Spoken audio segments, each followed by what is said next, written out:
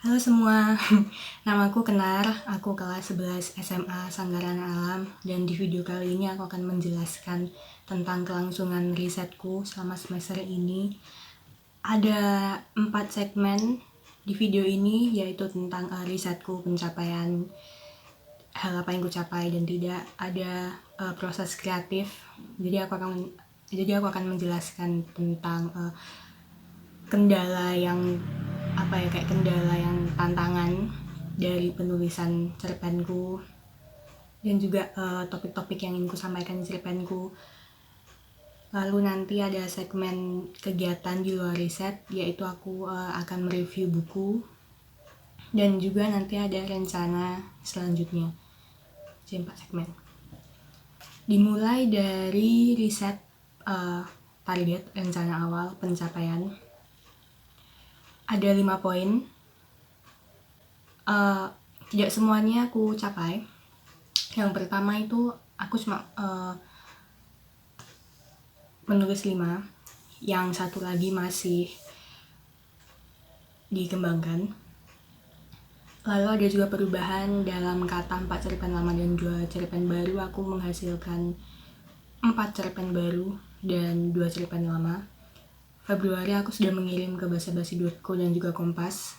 Bulan ketiga itu aku tidak jadi mengobservasi karena aku masih ingin fokus dulu ke cerita-ceritaku untuk hal sebenarnya mengobservasi penerbitan tuh sebenarnya aku kayak punya ide, kayak punya rencana untuk magang, tapi akhirnya tidak jadi.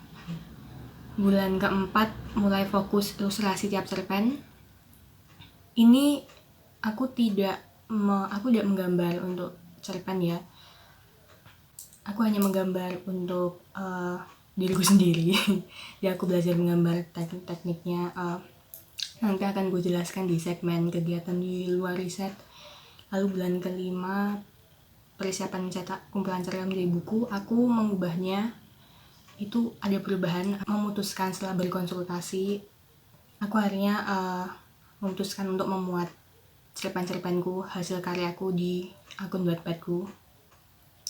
Kita beralih ke karakter atau proses kreatif. Karakter yang pertama ada 5 karakter, yaitu ada yang protagonis ya, ada Naya, Jorel, Seiji, Faizal, dan Zer. Yang pertama kita akan berbicara tentang Naya. Latar belakangku kenapa aku menulis cerpen Naya adalah karena apa yang Naya lakukan, pengalaman Naya itu pengalamanku dulu waktu aku SD, yaitu aku sering berbohong demi mendapat perhatian teman semacam itu, dan kebohongan itu menjadi sebuah kayak defense gitu. Jadi Naya itu karakter yang dekat.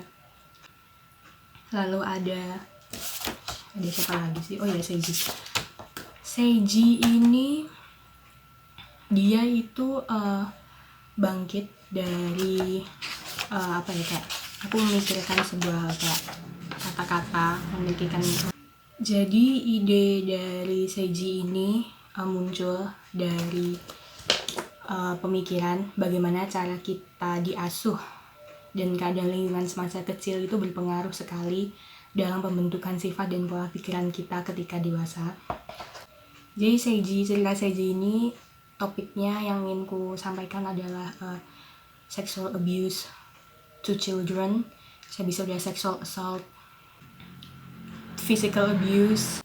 Dia itu sudah diperkenalkan terhadap konten pornografi dari semenjak dia kecil, dari ayahnya sendiri.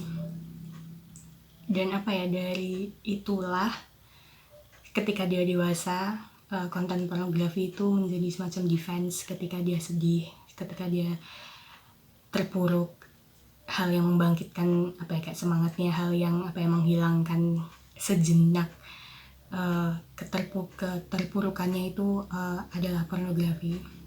Dan itu benar-benar tidak baik, karena konten pornografi itu bukan hal yang tepat bukan hal yang tepat untuk mengedukasi diri kita, mengedukasi anak-anak remaja terhadap sex education yang baik dan benar, yang sehat. Karakter selanjutnya adalah Jor-El. Jor-El ini, jadi karakter Jor-El itu dia itu bangkit dari permasalahan emotional abuse. Mana sih? Emotional abuse. Karena emotional abuse tuh kayak di media itu jarang sekali di kayak di highlight. Kita kan udah kayak banyak dengar tentang kayak sexual abuse, physical abuse, tapi yang emotional abuse kan kayak entah kenapa kayak jarang sekali di highlight. Jadi kalian bisa lihat outline seperti apa Jor-El, plot dari cerpen Jor-El. Lalu ada siapa? Faizal itu dia itu masalahnya tentang gender identity. Jadi karena aku ingin aku ingin membuat karakter yang selain mencari jati dirinya sendiri, kan emang gender kan masih jati diri. Aku ingin mengeksplor lebih banyak tentang identitas gender, tapi di cerpen Faizal yang ada di Wattpad yang aku buat itu menurutku masih belum mengeksplor kayak identitas gendernya. Jadi aku harap aku akan membuat cerpen Faizal selanjutnya yang lebih mendetail, yang lebih menangkap pencarian identitas gendernya. Dan yang terakhir lalu ada Naya, Seiji, Jor-El, Faizal, Jeremy ini sebenarnya karakternya tuh 6 yang utamanya, tapi yang Jeremy dan Zeri ini belum kutulis, masih dalam pengembangan karakternya. Lalu yang karakter terakhir yang di cerpen itu ada Kay. Jadi dia karakter yang dari imajinasi muncul. Itu terbit dari pengalamanku. Aku mereka kembali pengalaman yang ku alami semasa SD.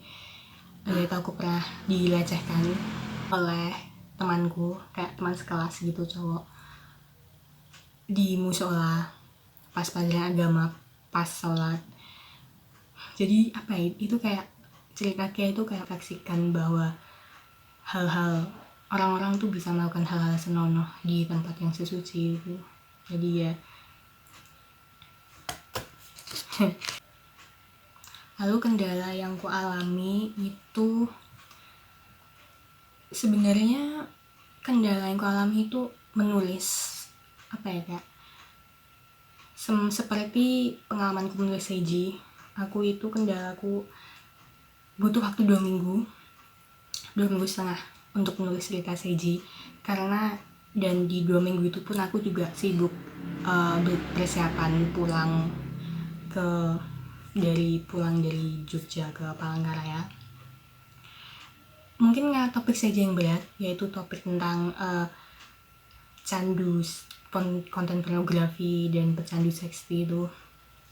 Jadi banyak sekali hal yang ingin ku explore di cerita Seiji, banyak hal yang ingin ku tambah di cerita Seiji. Makanya aku agak susah untuk menyingkatnya, untuk memperpendek cerita Seiji, karena kalau tidak aku bisa lost. Karena cerita Seiji itu adalah cerita terpanjang, cerpen terpanjang yang kutulis 12 halaman. Jadi ya tantangannya itu sih. Lalu ada kegiatan di luar risetku, aku ada membaca buku. Yang pertama adalah buku Vicious by V.S. Schwab. Ini yang versi terjemahannya bahasa Indonesia. Ini buku mirip sekali dengan apa yang akan ku kerjakan, proyekku cerpen ini, yaitu tentang anti-hero dan superhero. buku ini aku kasih bintang 5 karena hal yang penting menurutku dalam sebuah cerita selain plot itu yang kedua ya, kayak itu adalah karakter development, pengembangan karakter, dan juga relationship development, perkembangan hubungan dari setiap karakter yang di buku ini.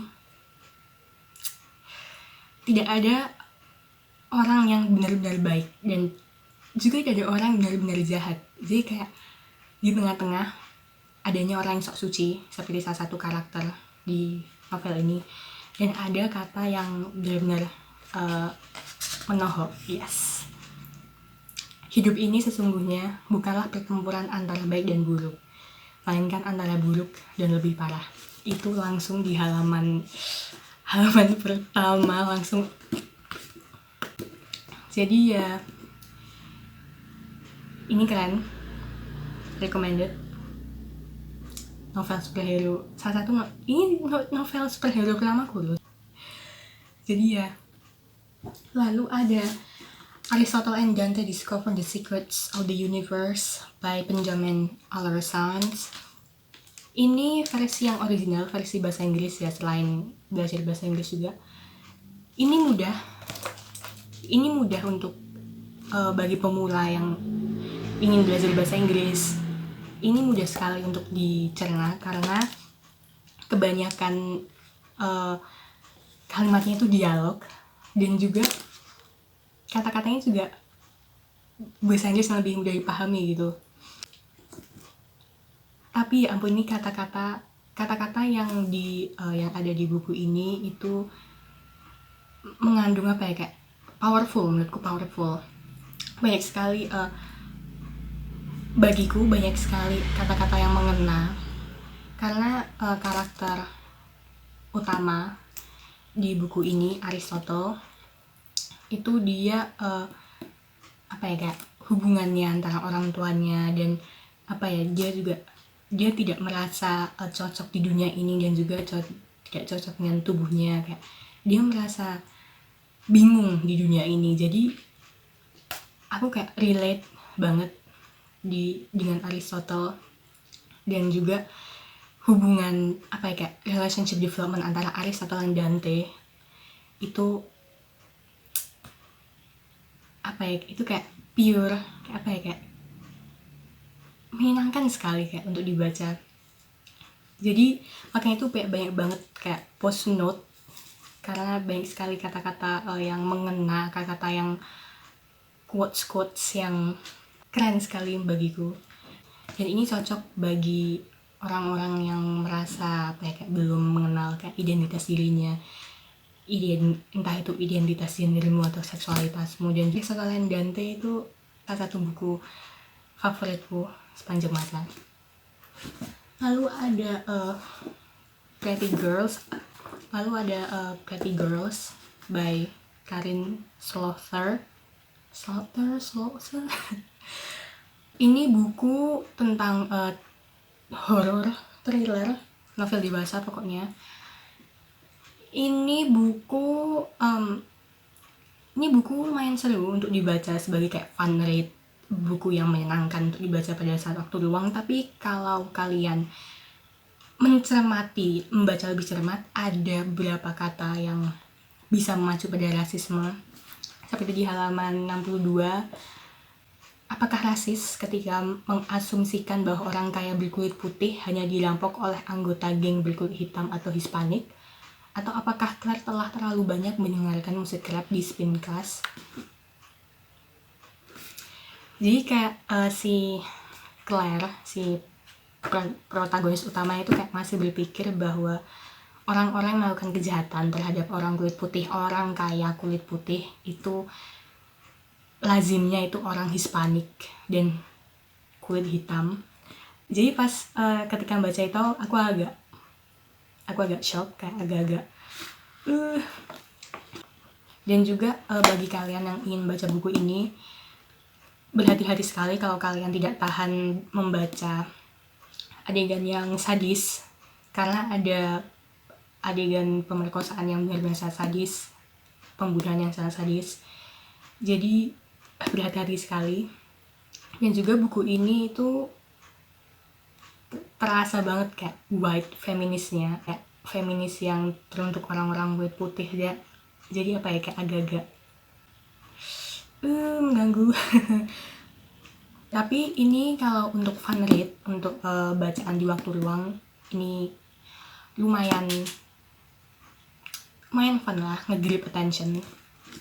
Tapi ya rasisme.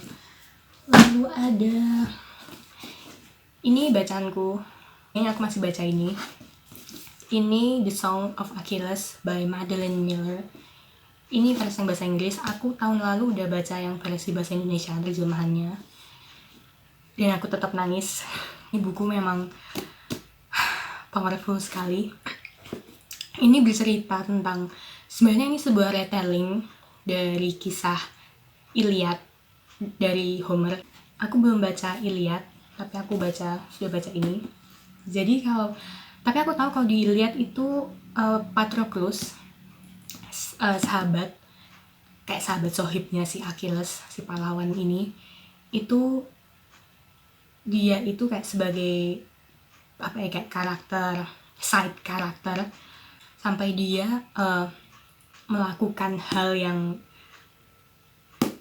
mengagetkan, melakukan hal yang membuat kita kayak plot twist gitu. Tapi di sini kita melihat dunia Achilles, kita melihat seorang Achilles, pahlawan yang pada masa jayanya itu, di masa Yunani, itu kita lihat dari pandangan Patroclus sendiri. Dan juga hubungan antara Achilles dan Patroclus itu top.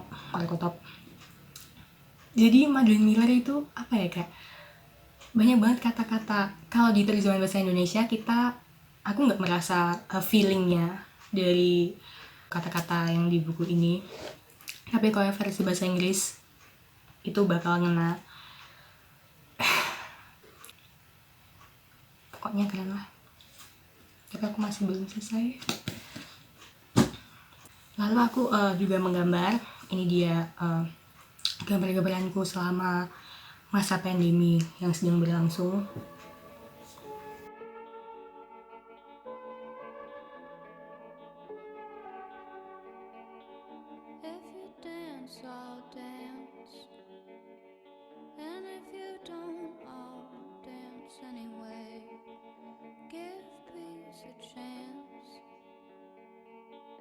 Let the fear you have fall away. I've got my eye on you. I've got my eye on you. Lalu rencana selanjutnya itu aku masih belum bisa meraba, tapi aku yakin aku tidak akan berhenti menulis cerpen Naya dan kawan-kawan karena aku sudah terlalu dekat, terlalu attachment gitu terhadap kisah Naya dan kawan-kawan.